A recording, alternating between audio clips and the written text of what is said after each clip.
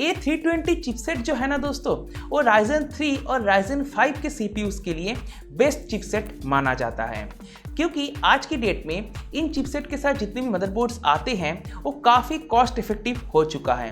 Ryzen 1000 series, 2000 series, 3000 series के सभी CPUs को ये चिपसेट सपोर्ट करता है।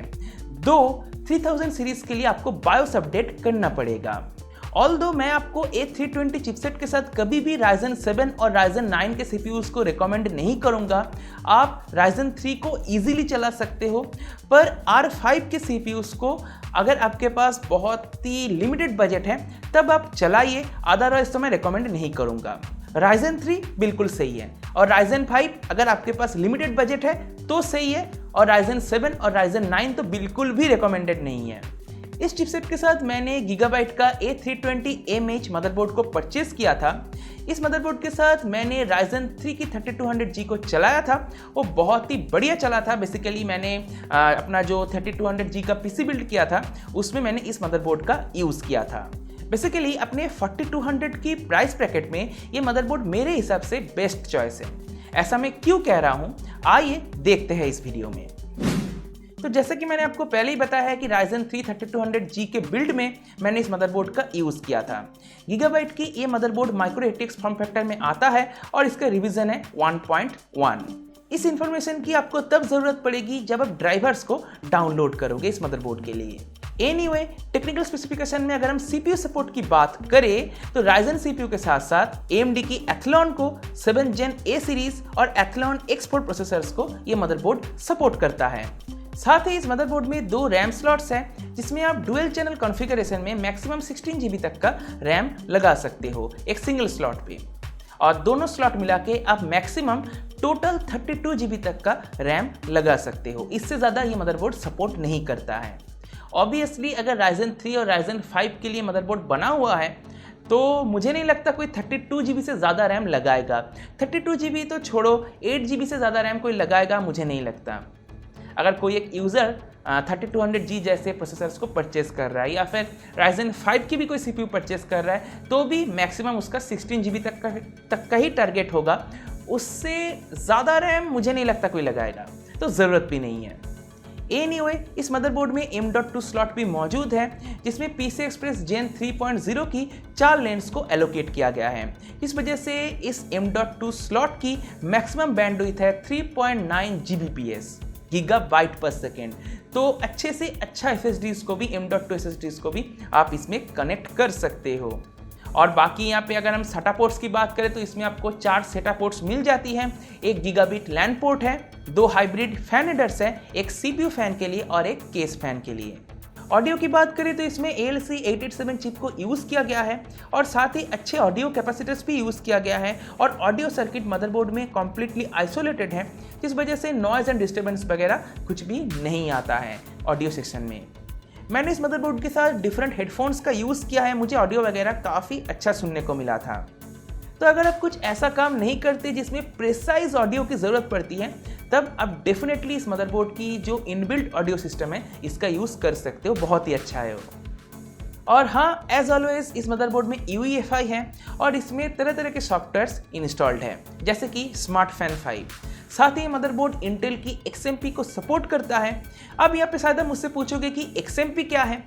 XMP के जरिए आप रैम्स को अपने एडवर्टाइज्ड फ्रीक्वेंसी में रन करा सकते हो।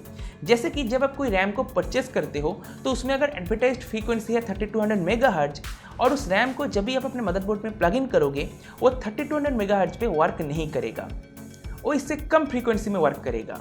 तो जैसे आप XMP से प्रोफाइल 1 या फिर प्रोफाइल 2 को सिलेक्ट करोगे, उसमें जनरली 2 प्रोफाइल बना हुआ रहता है, तो वहाँ पे वो रैम अपने एडवर्टाइज्ड फ्रीक्वेंसी में वर्क करना शुरू कर देगा। बॉक्स कंटेंट्स की अगर मैं बात करूं तो आपको मिलती है SATA cable, IO shield and obviously motherboard. Box में ना ही कोई CD है ना ही कोई यूज़र मैनुअल है, और आज की डेट में CD या फिर यूज़र मैनुअल की ज़रूरत नहीं है, क्योंकि ड्राइवर्स तो हम इंटरनेट से ही डाउनलोड करेंगे और जो मैनुअल है वो भी हमें इंटरनेट से ही मिल जाएगा। मैनुअल और ड्राइवर्स का लिंक मैं इस वीडियो के डिस्क्रिप्शन में डाल रहा हूँ, तो आपको अगर ढूंढने में परेशानी होती है तो इससे आपका प्रॉब्लम सॉल्व हो जाएगा। अब इस मदरबोर्ड की बैक पैनल की बात कर लेते हैं। बैक साइड में आपको 2 PS2 पोर्ट्स, एक DVI-D पोर्ट, एक HDMI port, 4 USB 3.0 port, 1 gigabit LAN port, 2 USB 2.0 port और 3 ऑडियो पोर्ट्स दिया गया है। इन ऑडियो पोर्ट्स में क्या क्या है वो भी मैं आपको बता देता हूँ। जैसा ट्रेडिशनल होता है बिल्कुल वैसा ही है, लाइन इन, लाइन आउट और माइक्रोफोन, बस। ग्राफिक्स कार्ड को कनेक्ट करने के लिए इस मदरबोर्ड में एक ही PCI Express एक 16 स्लॉट है और अदर एड ऑन कार्ड्स को लगाने के लिए PCI Express की X1 स्लॉट 2 दी गई है। और हाँ, इस मदरबोर्ड में PCI Express एक 16 स्लॉट की प्रोटेक्शन के लिए 2 लॉकिंग मैकेनिज्म भी दिया गया है, जिस वजह से आप थोड़ा बहुत भारी कार्ड्स भी इस मदरबोर्ड के साथ प्लग इन कर सकते हो। और बाकी जो ट्रेडिशनल चीज़ें मदरबोर्ड के साथ मिल जाती है वो सब कुछ तो है ही, जैसे कि फ्रंट ऑडियो के लिए कनेक्टर, फ्रंट USB 2.0 के लिए, फ्रंट USB 3.0 के लिए connector, power switch, restart switch और LED के लिए भी कनेक्टर वगैरह दिया गया है। और मदरबोर्ड की पावर के लिए 24 पिन की ATX कनेक्टर और CPU कनेक्टर तो अवेलेबल है ही। चलिए अब बात करते हैं CPU की परफॉर्मेंस की इस मदरबोर्ड के साथ। फ्रैंकली बताऊं तो इस मदरबोर्ड के साथ 3200G बहुत ही स्मूथली चला, कोई प्रॉब्लम नहीं आया, ब्लू स्क्रीन ऑफ डेथ वगैरह कुछ भी नहीं आया, सब कुछ ठीक था। मैंने इसमें बहुत सारे टेस्ट्स किए हैं, जैसे कि बहुत सारे गेम्स को चलाया है, वीडियो एडिटिंग सॉफ्टवेयर्स को रन किया है, कुछ यहाँ पे फोटोशॉप वगैरह भी मैंने रन किया है, तो सभी चीज़ें काफ़ी ठीक ठाक चला, कोई प्रॉब्लम नहीं हुआ। जैसा CPU है उस हिसाब से परफॉर्मेंस हमें मिल जाती है। गेमिंग परफॉर्मेंस की अगर मैं बात करूँ तो आप यहाँ पे कुछ FPS देख सकते हो डिफरेंट गेम्स की, इससे आपको अंदाज़ा लग जाएगा कि कोई प्रॉब्लम होती है या फिर नहीं। और मैंने यहाँ पे जैसे कि आपको पहले ही बताया है कि 3200G का यूज़ किया है, इसमें इंटीग्रेटेड GPU है, तो इंटीग्रेटेड GPU के साथ कैसा परफॉर्मेंस आपको मिल सकती है वो आप यहाँ से अंदाज़ा लगा सकते हो। और यहाँ पे मैं आपको एक और बात बताना चाहूँगा, मैंने एक ही 8GB का रैम स्टिक परचेस किया था, जिस वजह से सिंगल चैनल में ही सारे टेस्ट हुए हैं। अगर मैं डुअल चैनल का यूज़ करता तो मे भी थोड़ा बहुत परफॉर्मेंस मुझे ज़्यादा मिलता। पर अगर आप 3200G जैसे CPU के साथ इस मदरबोर्ड में गेमिंग करना चाहते हो तब 720p में मीडियम सेटिंग्स में ऑलमोस्ट सभी गेम्स को चला सकते हो, ऑलमोस्ट। और हाँ, एक बात बहुत ही इंपॉर्टेंट है, अगर आपके पास एयर कूल्ड CPU है, एयर कूल्ड GPU है, तो डेफिनेटली केस फैंस बहुत ही इंपॉर्टेंट है, तो कोशिश कीजिए एक या फिर 2 केस फैंस ऑब्वियसली लगाइए। अगर आप एक फ़ैन लगा रहे हो तो उसको लगाइए बाहर की तरफ एयर को थ्रो करने के लिए। अगर आप 2 फैन लगा रहे हो तो एक लगाइए एयर की इनटेक के लिए और दूसरे वाले को लगाइए एयर को बाहर की तरफ थ्रो करने के लिए। ऑब्वियसली जो फैन आप एयर की इनटेक के लिए लगा रहे हो बाहर से कूल एयर को कंप्यूटर की कैबिनेट के अंदर खींचेगा, और जो फैन लगा हुआ है बाहर की तरफ एयर को थ्रो करने के लिए वो कैबिनेट के अंदर की जो गर्म हवा है उसको बाहर निकाल देगा। इस तरीके से कंप्यूटर के अंदर एयर फ्लो मेंटेन रहेगी, तो कंपोनेंट्स की जो टेम्परेचर है वो कम रहेगा, मदरबोर्ड की भी टेम्परेचर कम रहेगा, जिस वजह से कंपोनेंट्स लॉन्ग लास्टिंग होगी। और हाँ, टेम्परेचर से याद आया, इस मदरबोर्ड में 5 डिफरेंट लोकेशंस पे 5 डिफरेंट थर्मल सेंसर्स को दिया गया है, जिस वजह से मदरबोर्ड की टेम्परेचर ऑब्वियसली मेंटेन रहती है। और इस मदरबोर्ड में जो फैन हेडर्स है वो मैक्सिमम 24 वाट तक की फैंस को सपोर्ट कर सकता है।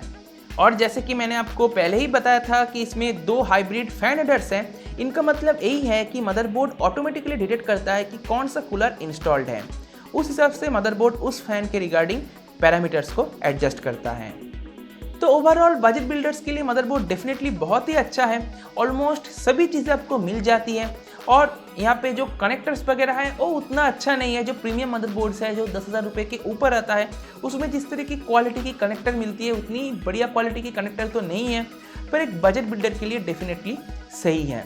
मुझे यहाँ पे सिर्फ कनेक्टर और बोर्ड क्वालिटी में कॉम्प्रोमाइज़ देखने को मिला है, जो कि ऑब्वियसली होना ही चाहिए क्योंकि प्राइस इसका बहुत ही कम है, सिर्फ 4,200 रुपये। और हाँ, मैं आपको एक और बात बताना चाहूँगा, आप जब इस मदरबोर्ड को परचेस कर रहे हो तब आप सेलर से बोलिए कि मुझे बायोस अपडेट करके इस मदरबोर्ड को दीजिएगा। जैसे कि मैंने इसको MD कंप्यूटर से लिया था, मैंने वहाँ पे लिख दिया था आई नीड बायोस अपडेट, जिस वजह से क्या हुआ था कि वो मदरबोर्ड मुझे बायोस अपडेट के साथ मिला, तो मैं इसमें कोई भी CPU चलाऊँ, 1000 सीरीज़, 2000 सीरीज़, 3000 सीरीज़, कोई भी CPU चलाऊँ वो यहाँ पे सपोर्ट कर जाएगा। अगर वो मदरबोर्ड बायोस अपडेट के साथ नहीं आता है तो उसमें 3000 सीरीज़ के CPUs सपोर्ट नहीं करेगा, वो नहीं चलेगा उसमें। तो मैं आपको रिकमेंड करूंगा कि आप सेलर को बोल दीजिए, पहले ही बोल दीजिए कि आई नीड बायोस अपडेट, आप चाहे कोई भी CPU लगा रहे हो। तो इसी के साथ गीगाबाइट की A320 AMH मदरबोर्ड की रिव्यू होती है समाप्त।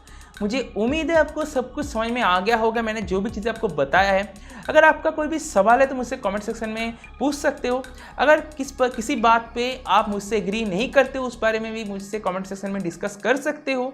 अगर आपको वीडियो पसंद आए तो वीडियो को लाइक कीजिए, अपने दोस्तों के साथ शेयर कीजिए, और अगर अपने चैनल को सब्सक्राइब नहीं किया सब्सक्राइब कर लीजिए। सब्सक्राइब करने के साथ नोटिफिकेशन बेल है, उसको भी जरूर टैप कर दीजिएगा।